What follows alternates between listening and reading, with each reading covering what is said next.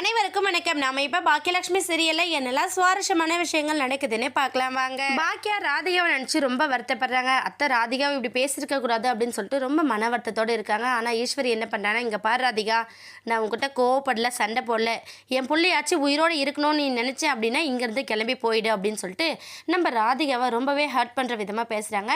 அடுத்து என்ன பேசுறது என்ன பண்றதுன்னு புரியாம நம்ம ராதிகா ரொம்ப ஃபீல் பண்ணி அழுதுகிட்டே அங்கேருந்து கிளம்பி வெளியில வராங்க. வெளியில வந்து நின்று நம்ம ஈஸ்வரி பேசுறத திரும்ப திரும்ப யோசிச்சு பார்த்து ரொம்ப ஃபீல் பண்ணுறாங்க. ஐயோ பாக்கியா ஒரு பக்கம் என்ன பண்ணுறாங்கன்னா, ராதிகா மனசுடைஞ்சு போகிறாங்களே அப்படின்னு சொல்லிட்டு பதறி அடித்து போய் பின்னாடியே வந்து பார்க்குறாங்க. வந்து பார்த்தா நம்ம ராதிகா ஃபீல் பண்ணுறாங்க. ஃபீல் பண்ணுறதை பார்த்து, இங்கே பாருங்கள் ராதிகா, நீங்கள் ஒன்றும் தப்பாக எடுத்துக்காதீங்க. நாங்களும் எல்லோரும் இங்கே நீங்கள் தான் இங்கே இருந்தாகணும். அத்தை ஏதோ கோவத்தில் பேசிக்கிட்டு இருக்காங்க, அவங்க நிதானம் இல்லாத நேரத்தில் பேசுறதெல்லாம் நீங்கள் பெருசாக எடுத்துக்காதீங்க. நீங்கள் இருங்க, நான் அத்தையை பேசி கன்வீனியன்ஸ் பண்ணி கூட்டிகிட்டு போகிறேன் அப்படிங்கிற மாதிரி நம்ம ராதிகா சொல்கிறாங்க.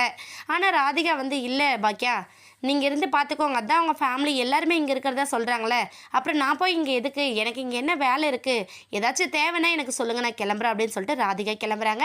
கிளம்பும் போது என்ன பண்ணுறான்னு, இங்கே பாருங்கள், பழையபடி நீங்கள் எல்லோரும் ஒன்றா இருக்கீங்களே, நான் தான் இப்போ தனியாக ஆயிட்டேன் அப்படின்னு சொல்லிட்டு ராதிகா ரொம்ப ஃபீல் பண்ணிகிட்டே போகிறாங்க. இதையெல்லாம் பார்த்தா செல்வி ஒரு பக்கம், அக்கா என்னக்கா நீ அநியாயத்துக்கு இவ்வளோ நல்லவளாக இருக்க, நீ இப்படி நல்லவளாக இருக்கிறதுனால தான் எல்லாரும் உன் தலையில் மிளகா அரைச்சிட்டு போகிறாங்க பாருங்கள். ஒரு பக்கம் உன் மாமியாளுக்கு அவங்க பையன் அப்படின்னா அவர் பண்ணுறது தப்பாகவே இருந்தாலும் அது எல்லாமே மறைஞ்சிடும். நீங்கள் யாராச்சும் ஏதாச்சும் சொல்கிறதா பெருசாக போயிடும். அப்படி இருக்கிறப்ப இப்போ நீ எதுக்காக்கா தேவையில்லாத இந்த வேலையை பார்க்குற, ஏதோ உனக்கு தெரிஞ்ச விஷயத்த உங்களுக்கு சொன்னமா, ஹாஸ்பிட்டலில் அட்மிட் பண்ணமான்னு இல்லாமல் நீ ஏன்க்கா தேவையில்லாத இன்னும் கூடயே உட்காந்து பிரச்சனை தூக்கி தலையில் வச்சுருக்க அப்படின்னு சொல்லிட்டு நம்ம செல்வி ஒரு பக்கம் அட்வைஸ் பண்ணுறாங்க. இதெல்லாம் கேட்டு நம்ம பாக்கியம் என்ன பண்ணுறாங்கன்னா, சரி எதுவாக இருந்தாலும் பார்த்துக்கலாம் விடு அப்படின்னு சொல்லிட்டு சொல்கிறாங்க.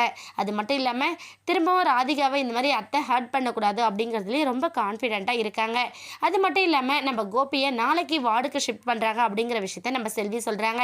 இதை கேட்டதுமே ராதிகா ஓரளவுக்கு அவர் க்யூர் ஆகிட்டாரு அப்படிங்கிறதுனால என்ன பண்ணுறாங்கன்னா, சரி இந்த விஷயத்த ராதிகாவுக்கு தெரியப்படுத்தணும் அப்படின்னு சொல்லிட்டு நம்ம பாக்கியம் முதல்ல நினைக்கிறாங்க. என்னாக போதுன்னு வெயிட் பண்ணி பார்க்கலாம். இந்த வீடியோ உங்களுக்கு பிடிச்சிருந்தா மறக்காமல் நம்ம சேனலை சப்ஸ்கிரைப் பண்ணுங்கள். தேங்க்யூ.